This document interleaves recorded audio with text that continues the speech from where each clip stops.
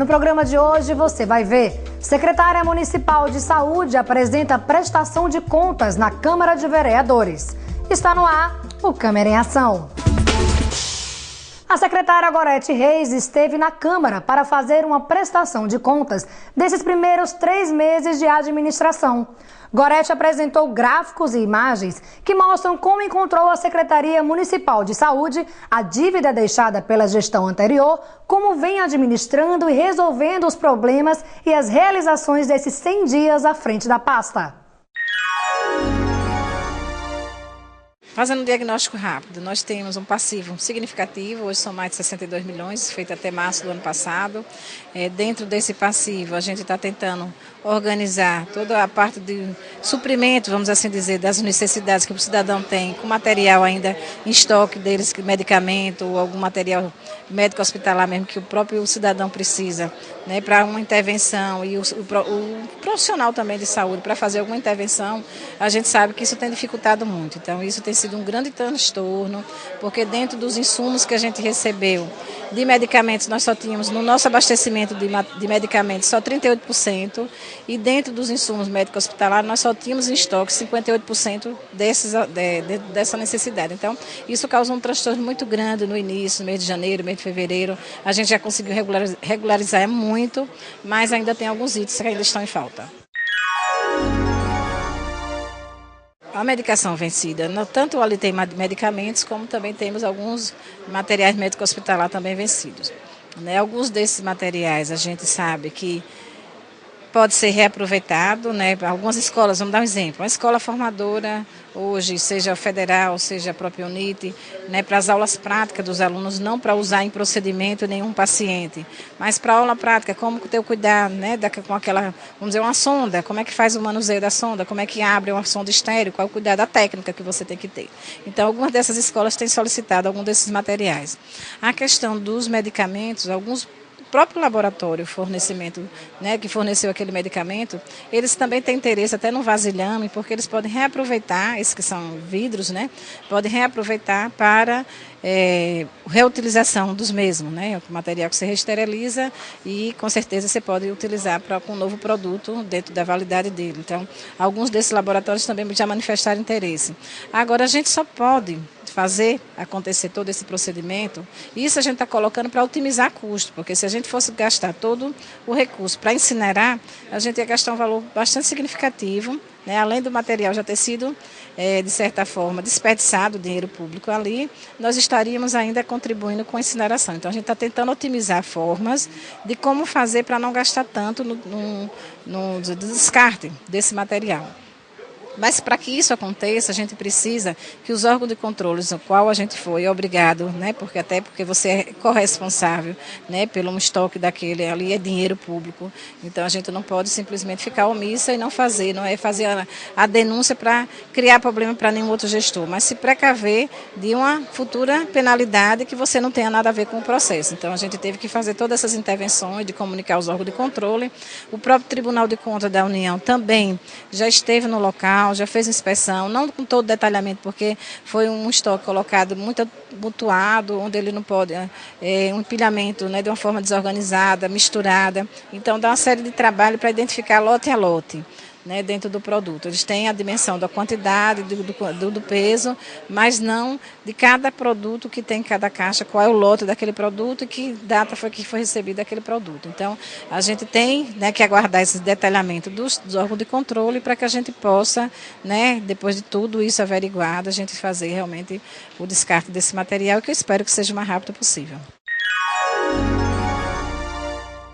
Olha, a dívida hoje, né, dos 62 milhões que a gente tinha em débito da Secretaria, a gente já conseguiu pagar desses em torno de 30 milhões, né, tanto do recurso que a gente tinha do Estado, né, que tem uma dívida de mais de 23 milhões do Estado, tem recurso, né, do próprio Ministério de dezembro que entra em janeiro. Então, considerando esse aporte de recursos que a gente pôde ter, a gente conseguiu sanar algumas dessas dívidas.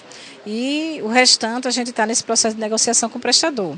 né, vendo de parcelamento. Agora, uma coisa que eu quero deixar bem clara, o da nossa gestão, de janeiro para cá, a gente tem honrado todos esses compromissos em dias, né, não temos atraso. O atraso que tem de algum prestador, fornecedor, é se ele não tiver com sua certidão em dias, que aí se inviabiliza o pagamento por conta da falta da certidão.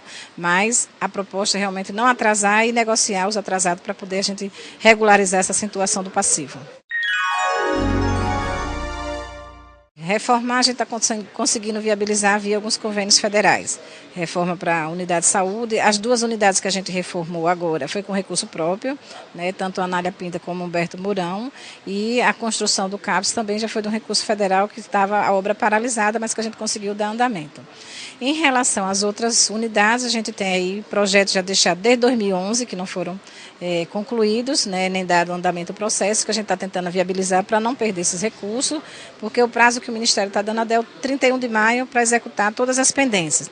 Não sanadas as pendências, temos que devolver o recurso. Imagine você precisando de recurso, ter que devolver recurso. Então, a gente tem corrido contra o tempo, tentando, principalmente, a grande dificuldade nossa é encontrar terreno público para a construção de algumas unidades em alguns bairros, quando foi proposto fazer a construção. E a gente está tentando viabilizar isso para não ter que devolver os recursos e dar, né, o que a população precisa, que é a unidade de saúde realmente reformada e ampliada. Então, paralelo a isso, a gente está tentando consertar os equipamentos, né, principalmente ar-condicionado, é um grande dilema principalmente dos profissionais, que não têm condições adequadas para o ambiente de trabalho. Alguns até se negam a atender e aí prejudica o cidadão que não está sendo atendido. Até sala de vacina, algumas situações a gente teve de estar fechada porque não tem um ar-condicionado na sala.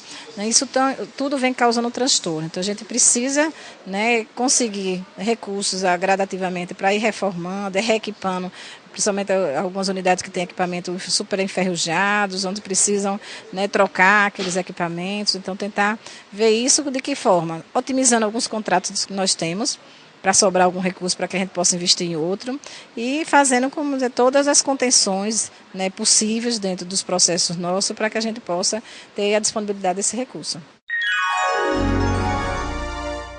Nós temos 2 pronto atendimento, né? O Zona Norte e o Zona Sul, que eu disse assim, me dá mais trabalho que as 43 unidades básicas. Se a gente for olhar nos estresses que é, porque a unidade está aberta 24 horas, muitas das vezes funciona como se fosse um ambulatório, que aí é a falta de não ter estrutura, às vezes, na rede básica, o cidadão procura a unidade de saúde porque está lá aberto, né, 24 horas, e a gente tem algumas dificuldades. Primeiro, passa pela questão da contratação do profissional médico. Grande parte desses trabalhadores são RPA, que é aquele contrato temporário, que então ele vai e recebe por hora trabalhada. Então ele vai trabalhar se ele quiser, no dia que ele não quer, ele não vai. Então a gente tem, sempre nas escalas, a gente disponibiliza até um quantitativo até superior do que é padronizado pelo próprio Ministério. Se você for olhar, o Ministério trabalha com um repasse de 300 mil para cada UPA e dentro dessa estrutura ele cobra que você coloque 6 médicos para atender as diversas necessidades, seja na ortopedia, na pediatria, na clínica. Então, são 6 profissionais. Se você for olhar só dentro do Zona Norte, nós temos lá 12 profissionais, né, de plantão, né, dentro dos ortopedistas, dentro dos clínicos de retaguarda, estabilização, nós temos 12, então o dobro do que o Ministério repassa. Só de folha de pessoal do UPA Zona Norte, nós gastamos mais de 1 milhão. E o que é que a gente recebe do Ministério? 300 mil. Né? E se você agregar isso, os custos de materiais, de medicamento, né, de taxa de energia, de água, de telefone, e por aí, né, todas as despesas para manter uma estrutura daquela aberta, até dos terceirizados de limpeza e tudo. Então, você vê que o custo dela é muito alto e se você vê o custo-benefício do que ela tem hoje, é bem insuficiente, né, para um atendimento de qualidade ao cidadão. Então, o que é que a gente quer paralelo?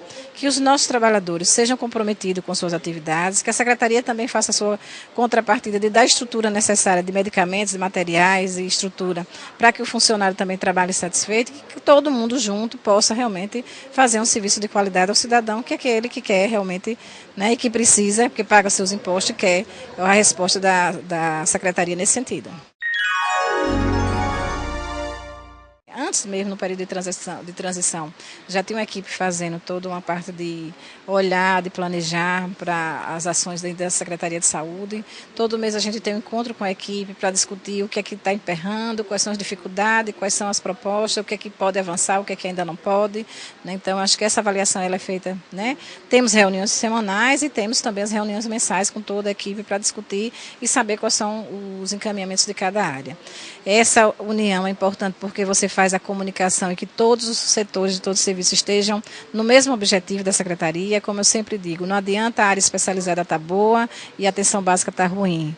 Não adianta o CAPS estar funcionando muito bem e lá a atenção básica funcionando ruim. Então, acho que tem que ter um crescimento e um olhar que todos são importantes no processo e que todos têm que contribuir para melhorar os seus processos de trabalho e a resolutividade ao cidadão, que esse é o principal foco. Paralelo é, como diz assim, arregaçar as mangas, vamos, né, tentar fazer com que essas otimizações de recursos realmente venham a refletir numa melhor aporte de material, que a gente faça com que o abastecimento esteja acontecendo em tempo real, que a gente não deixe penalizar porque faltou um remédio, porque faltou uma luva, né, que a gente faça esse abastecimento acontecer em tempo, né, passar desse sufoco, dessas licitações, a gente tem como, né, fazer com que todas essas entregas aconteçam em tempo real. Foi um início muito ruim, porque a gente tentou no período da transição fazer com que isso não fosse, né, não deixasse acontecer pela gestão anterior, que eles deixassem pelo menos com estoque mínimo de 30 dias, que era o tempo que a gente precisaria para poder nos organizar e tocar todas as licitações, mas infelizmente não aconteceu